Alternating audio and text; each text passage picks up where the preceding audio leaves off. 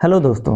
आज की क्लास में हम लोग यूपी डीएलएड प्रथम सेमेस्टर के शिक्षण अधिगम के सिद्धांत सब्जेक्ट के जो कि द्वितीय प्रश्न पत्र है के राजन सीरीज का अति लघु उत्तरीय प्रश्न पढ़ेंगे। अति लघु उत्तरीय प्रश्न का ये पहला क्लास है, तो आइए इस क्लास को शुरू करते हैं। प्रश्न संख्या 1 है, संप्रेषण की 4 विशेषताएं बताइए।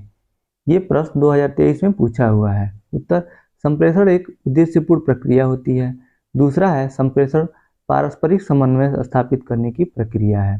तीसरा है, संप्रेषण में विचार विमर्श एवं विचार विनिमय पर विशेष ध्यान दिया जाता है। चौथा है, प्रभावशाली संप्रेषण उत्तम शिक्षण का आवश्यक पक्ष है। ये 4 विशेषताएं हो जाएंगी संप्रेषण के। प्रश्न संख्या दूसरा है, शिक्षण सामग्री का वर्गीकरण कितने भागों में किया गया है। ये भी प्रश्न 2023 में पूछा हुआ है। उत्तर, शिक्षण सामग्री को 3 भागों में बांटा गया है। पहला है प्रौद्योगिकी के आधार पर, दूसरा है इंद्रियों के आधार पर और तीसरा है प्रक्षेपण के आधार पर। प्रश्न संख्या तीसरा है, अनुदेशन का क्या आशय है, समझाइए। ये भी प्रश्न 2023 में पूछा हुआ था। उत्तर, अनुदेशन शब्द का साधारण भाषा में अर्थ है सूचना देना अथवा आज्ञा देना। प्रश्न संख्या 4 है, प्रश्नीकरण कौशल के किन्हीं 2 घटकों के नाम लिखिए। ये भी प्रश्न 2023 में पूछा हुआ है। उत्तर, प्रश्नों की स्पष्टता और दूसरा जो हो जाएगा प्रकरण में संबंध। ये जो प्रश्नीकरण कौशल के 2 घटकों के नाम हो जाएंगे। प्रश्न संख्या 5वां है, एलन तथा रियान ने कितने शिक्षण कौशलों का उल्लेख किया। ये भी प्रश्न 2023 में पूछा हुआ था। उत्तर हो जाएगा इसका, एलन और रियान 1969 द्वारा शिक्षण के 14 कौशलों का उल्लेख किया गया है, मतलब एलन और रियान के द्वारा। प्रश्न संख्या 6वां है,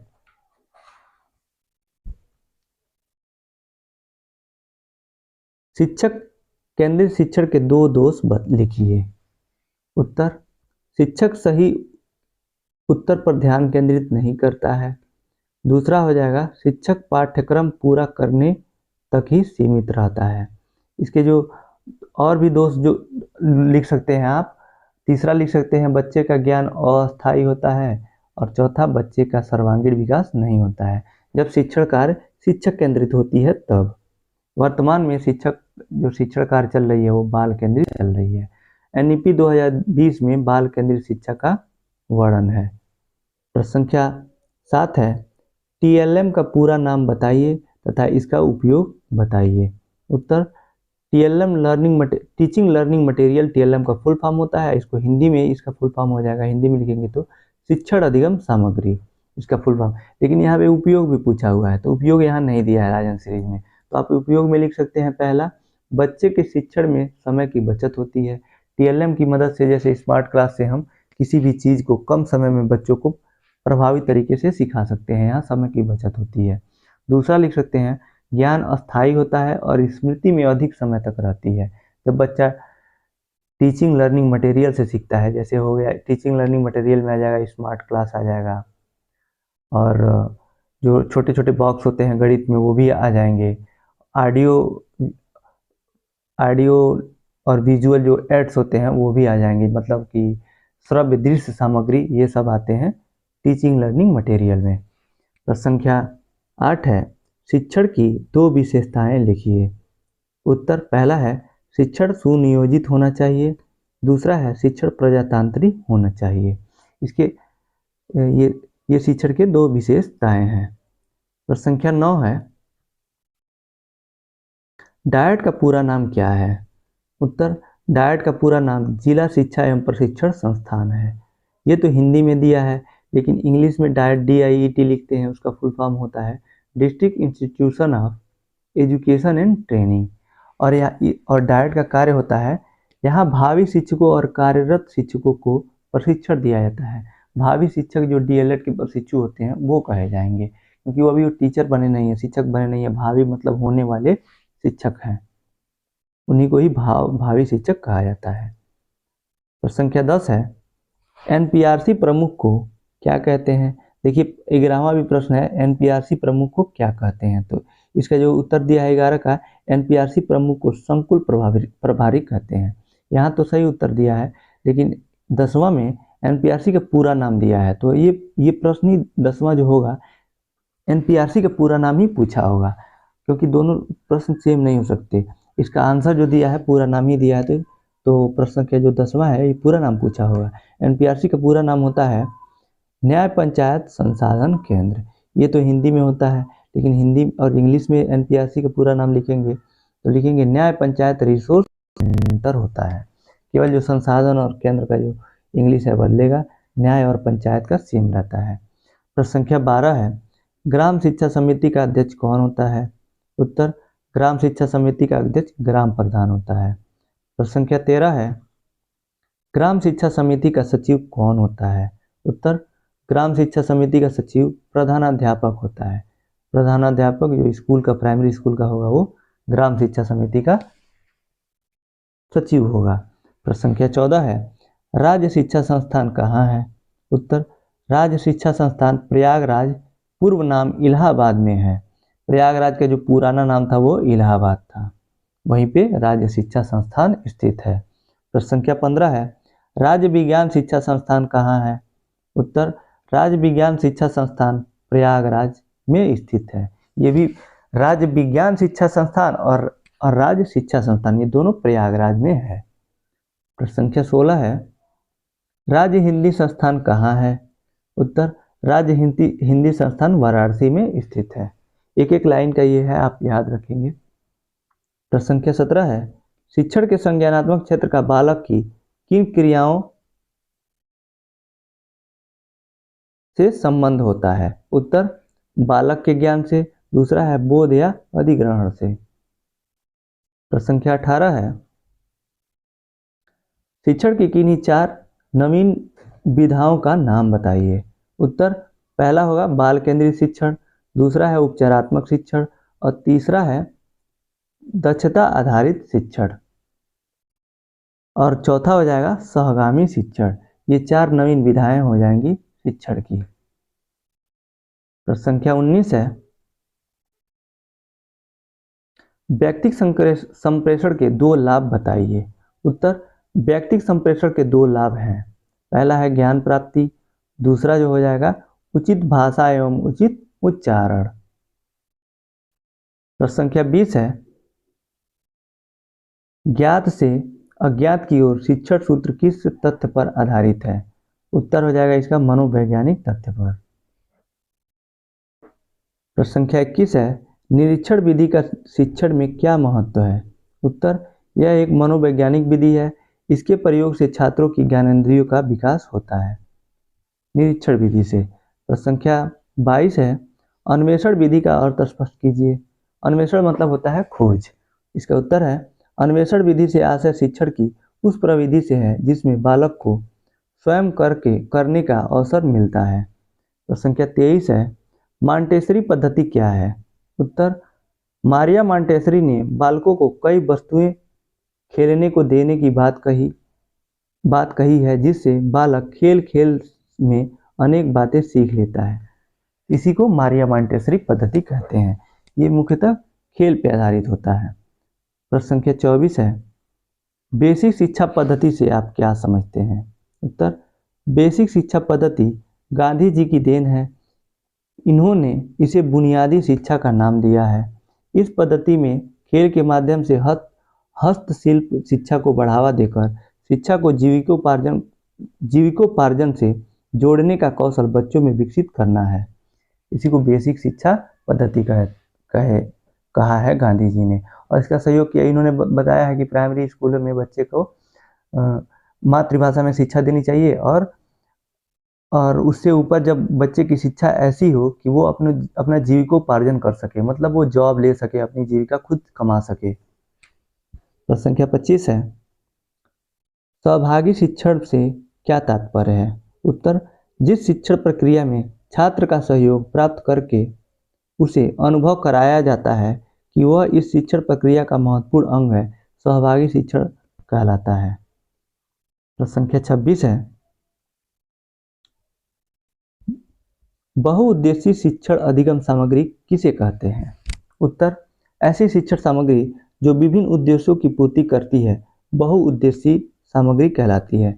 जैसे ग्राफ, मानचित्र, चार्ट पेपर आदि कक्षा में अनेक प्रयोगों से छात्रों को रंग भरने, कला बनाने एवं आकार आदि का ज्ञान होता है।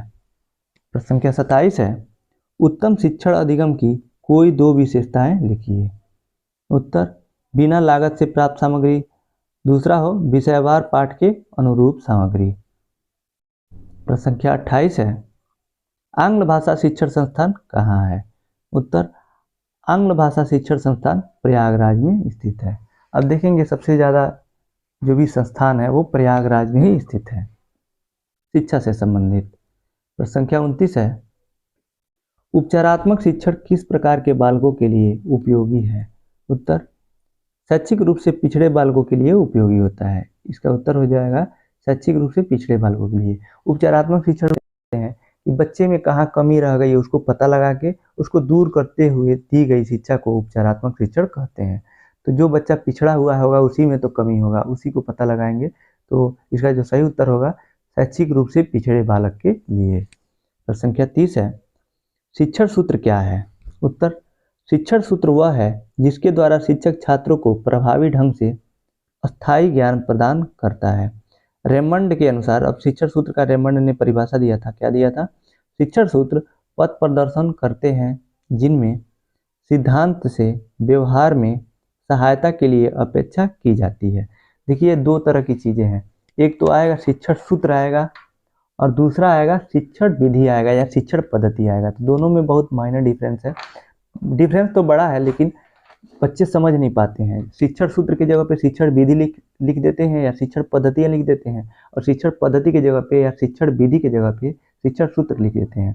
जो शिक्षण सूत्र होगा वो होता है जैसे सरल से जटिल की ओर, ज्ञात से अज्ञात की ओर, स्थूल से सूक्ष्म की ओर और मूर्त से अमूर्त की ओर, ये शिक्षण सूत्र है। और जब शिक्षण पद्धति पूछेगा या शिक्षण विधि पूछेगा तो वहाँ मॉन्टेसरी विधि, किंडरगार्टन विधि, खेल विधि, डाल्टन विधि, ये सभी शिक्षण पद्धति हैं। इन दोनों में डिफरेंस है, तो इसको आप ध्यान में रखेंगे। प्रश्न संख्या 31 है, पुनर्वलन का क्या अर्थ है। उत्तर, पुनर्वलन का अर्थ पुनः बल देना है। पुनर्वलन के द्वारा छात्रों को अच्छा करने हेतु प्रोत्साहित किया जाता है। पुनर्वलन से बच्चों को मानसिक रूप से प्रोत्साहित किया जाता है। पुनर्वलन शिक्षण अधिगम प्रक्रिया को प्रभावी बनाता है। पुनर्वलन का मतलब होता है बच्चे की प्रशंसा करना। कोई प्रश्न बच्चा बता रहा है तो उसको आप बोल देंगे बहुत अच्छा या फिर वेरी गुड, तो इससे उसको पुनर्वलन मिलता है कि वो उसकी जो वो अगली बार वो फिर से नई उत्तेजना के साथ वो प्रश्न को बताएगा, उस उत्तर को बताएगा, कुछ भी पूछेंगे तो इसी को पुनर्वलन कहते हैं। बच्चे की प्रोत्साहन रूप में कुछ कहना या कुछ देना भी इसी के अंतर्गत आ जाएगा। प्रश्न संख्या 32 है, एक तरफा वन वे संप्रेषण क्या है।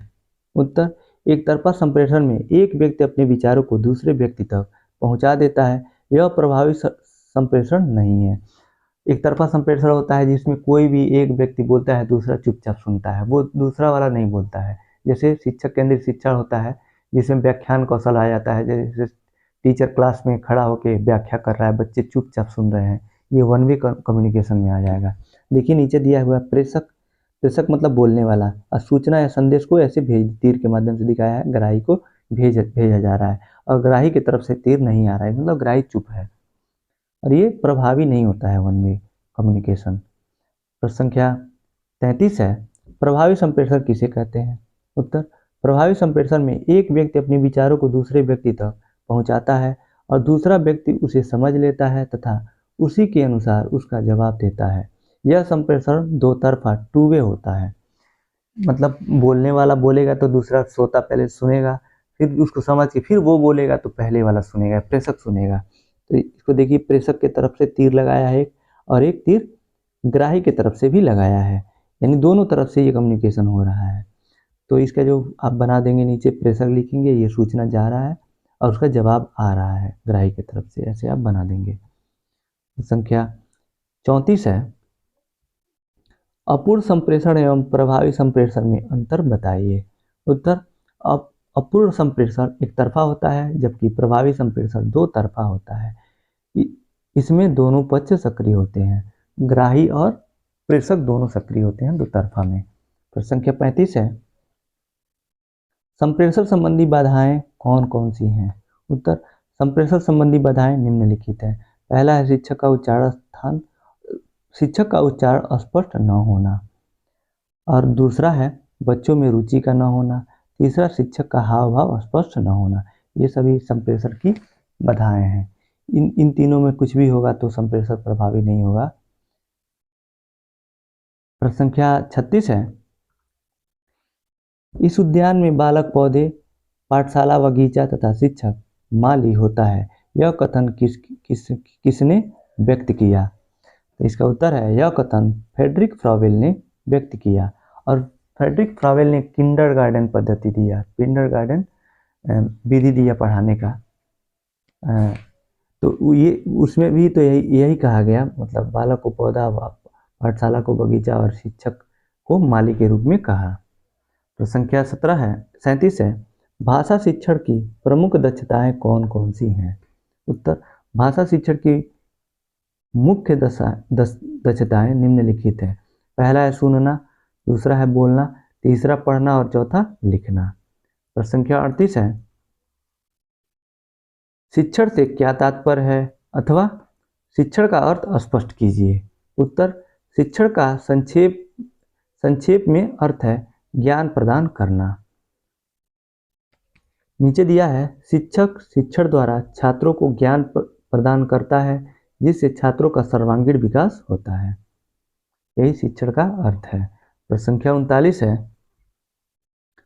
शिक्षण को त्रिमुखी प्रक्रिया क्यों कहा गया है? उत्तर, शिक्षण को त्रिमुखी प्रक्रिया इसलिए कहा जाता है क्योंकि शिक्षण के अंतर्गत 3 बिंदु आते हैं जो इस प्रकार हैं। पहला है शिक्षक, दूसरा है शिक्षार्थी और तीसरा पाठ्यक्रम।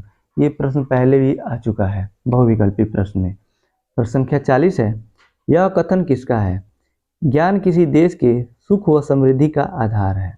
उत्तर, यह कथन जॉर्ज वाशिंगटन का है। प्रश्न संख्या 41 है, उदाहरण प्रविधि की 2 उपयोगिता बताइए। उत्तर, यह उदाहरण से पाठ्य वस्तु स्पष्ट, बोधगम्य तथा रोचक बन जाती है। दूसरा है, उदाहरणों का प्रयोग विषय सामग्री को स्पष्टता प्रदान करता है और नया ज्ञान भी देता है। इसका जो उपयोग है, TLM द्वारा कक्षा शिक्षण कार्य को प्रभावशाली एवं रोचक बनाया जाता है। ये उदाहरण प्रवृत्ति के 2 उपयोगिता हो जाएंगे। प्रश्न संख्या 42 है, सीखने में जब समस्या का समाधान अचानक आ जाता है वह सिद्धांत कौन सा सिद्धांत कहलाता है? तो इसका उत्तर है, सूझ का सिद्धांत कहलाता है। सूझ के सिद्धांत में यही बताया था कि एक वनमानुष को सुल्तान नामक एक पिंजरे में बंद कर दिया जाता है, उसके कुछ दूरी पे बाहर केला रख दिया जाता है और 2 स्टिक वहाँ रख दिया जाता है जिसको आपस में जोड़ सकते हैं। तो कुछ देर प्रयास करता है वनमानुष, जब उसको नहीं मिलता है तो अचानक उसमें सूझ आता है कि इसको जोड़े, तो जोड़ के केला को प्राप्त कर लेता है। तो इससे ये पता चलता है कि जो सूझ होता है अचानक होता है। तो यही इसका जो सही उत्तर है, सूझ का सिद्धांत। प्रश्न संख्या 43 है, PTA तथा MTA का पूरा नाम बताइए। उत्तर, PTA का फुल फॉर्म होता है पेरेंट टीचर एसोसिएशन, इसको हिंदी में कहते हैं अभिभावक अध्यापक संघ। और MTA का फुल फॉर्म होता है मदर टीचर एसोसिएशन, इसका जो हिंदी में कहते हैं इसको मातृ अध्यापक संघ। इसी के साथ आज का क्लास यहीं समाप्त होता है। बचे हुए प्रश्न को हम अगले क्लास से पढ़ेंगे। आपको ये क्लास कैसा लगा आप कमेंट बॉक्स में बताइएगा। अगर आपको अच्छा लगा तो इस वीडियो को लाइक कीजिए, अपने दोस्तों के साथ शेयर कीजिए और चैनल पे नए हैं तो चैनल को सब्सक्राइब कीजिए। आप फर्स्ट सेमेस्टर के और भी सब्जेक्ट के राजन सीरीज का क्लास देखना चाहते हैं तो डिस्क्रिप्शन में लिंक है, उस पर आप क्लिक करके देख सकते हैं। यह वीडियो देखने के लिए आपका बहुत बहुत धन्यवाद दोस्तों।